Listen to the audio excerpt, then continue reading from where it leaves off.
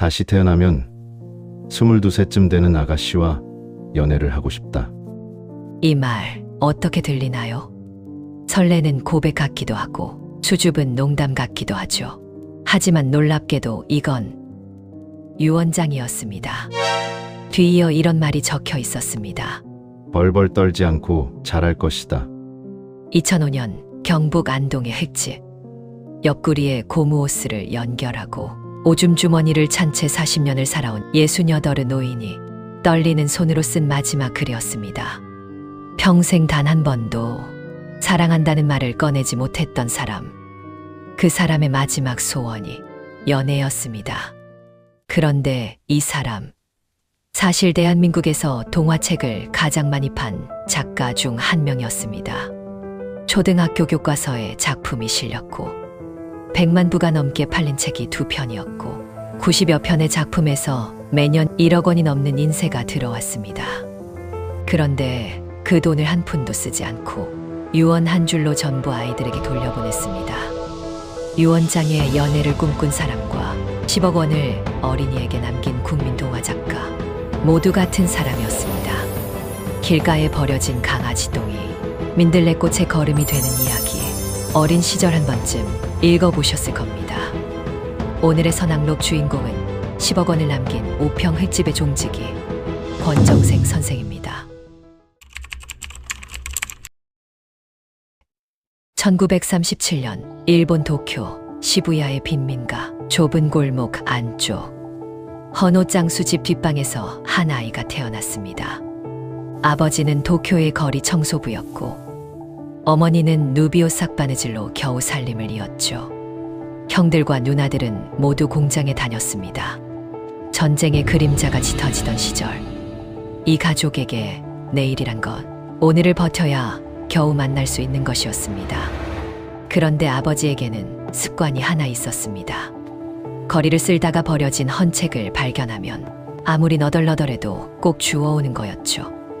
어린 정생은 그 책들을 방바닥에 펼쳐놓고 글자를 더듬었습니다. 쓰레기 더미에서 건져 올린 이야기들이 이 아이의 세상을 처음으로 넓혀주고 있었습니다. 1944년 미군의 도쿄 폭격이 시작되었고 7살 소녀는 불타는 하늘 아래 어머니 등에 업혀 방공호로 뛰었습니다. 해방 이듬해 가족은 경상북도 청송으로 돌아왔습니다. 그런데 화물열차에서 내린 9살 소년이 눈에 비친 고국은 도쿄 빈민가보다도 초라했습니다. 귀국 후에도 가난은 끝나지 않았습니다. 초등학교를 겨우 졸업한 소년은 나무장수, 고구마장수, 담배장수를 전전했죠. 18이 되던 해 먹고 살기를 찾아 부산 초량동의 재봉기상회 점원으로 들어갔습니다. 밤이면 야학에 다녔고 함께 공부하던 친구가 있었습니다. 그 친구는 가난을 이기지 못하고 스스로 목숨을 끊었습니다. 그리고 얼마 지나지 않아 권정생의 몸에서도 피가 섞인 기침이 터져 나왔습니다. 폐결핵이었습니다. 그의 나이 19살. 항생제를 구하러 읍내보건소를 찾아갔지만 약은 늘 부족했습니다. 같은 병을 앓던 고향 친구들이 하나둘 죽어갔죠. 병은 폐에서 늑막으로, 늑막에서 신장으로, 신장에서 방광으로 번졌습니다. 30살이 되기도 전에 콩팥과 방광을 드러내는 수술을 받았습니다. 그날 이후 옆구리의 고무호스와 오줌 주머니는 죽는 날까지 그의 몸 일부가 되었습니다. 어머니가 극진히 간호했습니다. 아들의 고름을 닦고 죽을 써 먹이고 밤새 곁을 지켰죠. 권정생은 훗날 그 시절이 자신의 생에서 가장 행복한 때였다고 말했습니다. 그런데 1964년 어머니마저 세상을 떠났습니다. 1967년 30살의 권정생은 안동 일직면 조탐리의 작은 교회 종지기가 되었습니다. 일직교회, 녹슨 종탑 아래 토담집 문간방이 그의 전부였죠. 여름이면 소나기에 뚫린 창호지 사이로 개구리가 들어와 울었고 겨울이면 생쥐들이 이불 속을 비집고 겨드랑이까지 파고들었습니다. 처음에는 기겁했지만 시간이 흐르자 아랫목에 먹을 것을 놓아두고 생쥐들을 기다릴 만큼 정이 들었다고 합니다.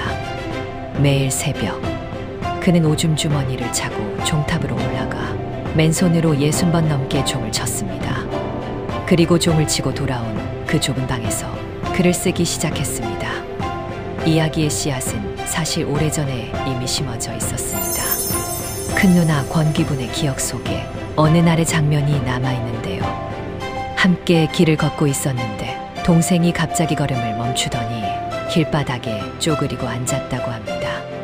뭘 보나 싶어 다가갔더니 강아지 똥 위로 노란 꽃잎 같은 게 올라오고 있었죠. 한참을 들여다보던 정생이 고개를 들어 누나를 올려다보며 말했습니다. 누나, 강아지 똥 속에서 민들레가 피었네요. 누나는 그 한마디를 수십 년이 지나도 잊지 못했다고 합니다. 정생은 그 장면을 20년간 가슴에 묻어두었다가 천천히 삭혀 1969년 동화 강아지 똥으로 세상에 내놓았습니다. 월간 기독교 교육의 제1회 아동문학상이었습니다. 그런데 이 무명의 종지기 작가를 세상 밖으로 끌어낸 사람이 있었습니다. 그 만남이 없었다면 우리는 권정생이라는 이름을 영영 모르고 살았을지도 모릅니다. 1970년대 초 충북의 한 초등학교 교사가 강아지 똥을 읽었습니다. 그의 이름은 이호덕. 아이들의 글쓰기를 평생 연구한 교육자였죠. 그는 이 동화 한 편에 마음을 빼앗기고 안동까지 찾아갔습니다. 녹슨 종탑 아래 문간방에서 오줌 주머니를 찬 채 앉아있는 마른 사내를 만났습니다. 긴 이야기를 나눈 뒤 자리에서 일어서며 이호덕은 딱 한마디를 남겼습니다. 좋은 작품을 써달라. 돌아서는 뒷모습을 바라보며 권정생이 얼마나 오래 문턱에 앉아 있었을까요? 병든 몸으로 종이나 치며 세상 가장자리에 웅크리고 있던 사람에게 누군가가 처음으로 당신은 작가라고 말해준 순간이었습니다. 두 사람은 12살 터울을 넘어 30년간 편지를 주고받으며 서로를 지탱했습니다. 이호덕의 격려 속에서 권정생은 1973년 조선일보 신춘문예에 당선되었고 1983년 장편동화 몽실언니의 계약금으로 교회 뒤편 빌뱅이 언덕 밑에 작은 흙집을 지었습니다. 별 보는 언덕이라는 뜻의 그 언덕 아래 슬레이트 지붕에 대문도 없는 집이었습니다. 그의 작품 몽실언니는 전쟁으로 부모를 잃고 다리까지 절게 된 주인공 몽실이가 어린 동생을 업고 모진 세월을 견뎌낸 이야기. 그건 작가 자신의 투영이자 전쟁 이상은을 몸으로 버텨온 모든 한국인의 눈물이었습니다. 사람들은 몽실이의 고단한 삶 속에서 자신의 아픔을 보았고 그 위로의 힘이 100만 부라는 기적을 만들었습니다. 강아지 똥도 1996년 그림책으로 다시 태어나 100만 부를 넘겼습니다. 매년 1억 원이 넘는 인세가 들어왔죠. 그런데 이 사람은 달라지지 않았습니다. 여전히 단벌 옷을 입었고 그 좁은 흙집에서 밥을 짓고 글을 썼습니다. 이웃 주민들은 그가 억수로 가난한 사람인 줄만 알았죠. 말년에 그는 동화 엄마 까투리를 썼습니다. 산불이 번져오자 새끼 꿩 9마리를 날개 안에 품고 혼자 타 죽는 어미꿩 이야기. 아픈 아들 곁에서 고름을 닦아주다 먼저 쓰러진 어머니가 동화 속 어미꿩이 되어 돌아온 거였습니다. 2005년의 그 유언장에는 연애 이야기만 있었던 게 아닙니다.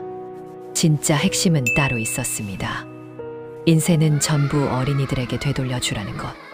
세상에서 가장 굶주리고 소외된 아이들을 위해 써달라는 유언이었습니다. 국경과 이념을 넘어 아이들에게만큼은 아픔 없는 세상을 선물하고 싶었던 성자의 고집이 10억 원이라는 거금을 세상 가장 낮은 곳으로 향하게 했습니다. 평생을 병마와 싸우면서도 자신보다 더 아픈 생명들을 끝까지 살피려 했던 그의 마지막 사랑이었습니다.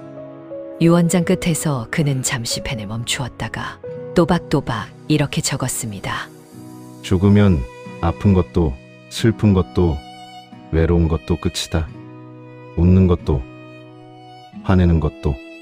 그러니 용감하게 죽겠다. 읽는 사람의 마음이 먹먹해지는 마침표였습니다. 2007년 5월 17일 권정생은 세상을 떠났습니다. 의식이 희미해지는 그의 입에서 마지막으로 새어나온 건 이름 하나였습니다. 어머니, 어머니, 어머니.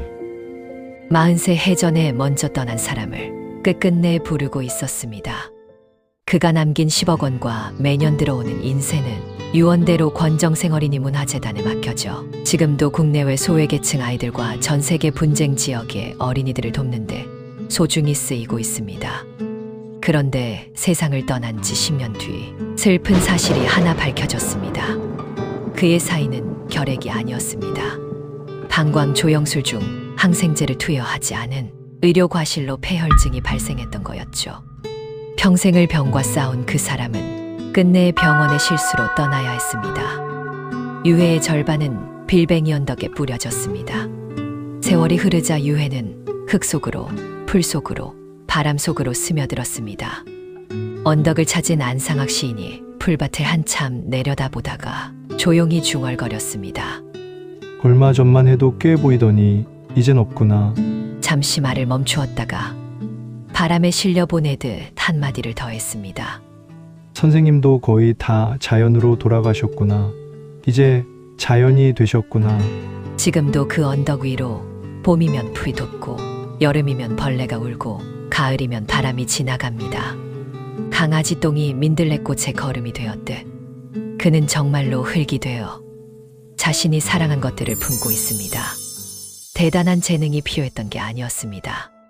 병든 몸으로도 새벽마다 종을 치러 갔고 생쥐가 파고들어도 내쫓지 않았고 길바닥의 강아지 똥 속에서도 꽃을 보았습니다.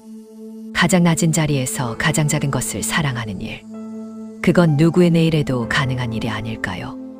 권정생은 유언장에 이렇게도 썼습니다. 다시 환생했을 때에도 세상엔 얼간이 같은 폭군 지도자가 있을 테고 여전히 전쟁을 할지 모른다. 그렇다면 환생은 생각해봐서 그만둘 수도 있다. 평생을 가장 낮은 자리에서 세상의 아픔을 글로 끌어안았던 이 사람은 세상을 사랑해서 떠나지 못한 걸까요? 아니면 세상이 너무 아파서 다시는 오고 싶지 않았던 걸까요? 판단은 여러분의 몫입니다. 오늘의 선앙록이었습니다. 살다 보면 내가 하는 일이 아무 의미 없다고 느껴지는 순간이 있죠. 아무도 알아주지 않는 자리에서 묵묵히 버텨야 하는 날들도 있고요. 그런 날 무엇이 다시 일어서게 만들었나요? 혹은 지금 그 한가운데 서 계신 분도 있을 겁니다. 여러분의 이야기를 댓글로 나눠주시면 감사하겠습니다. 구독과 좋아요는 다음 이야기를 만드는 힘이 됩니다. 선과 악, 그 경계의 이야기는 계속됩니다. 다음 선앙록에서 만나겠습니다.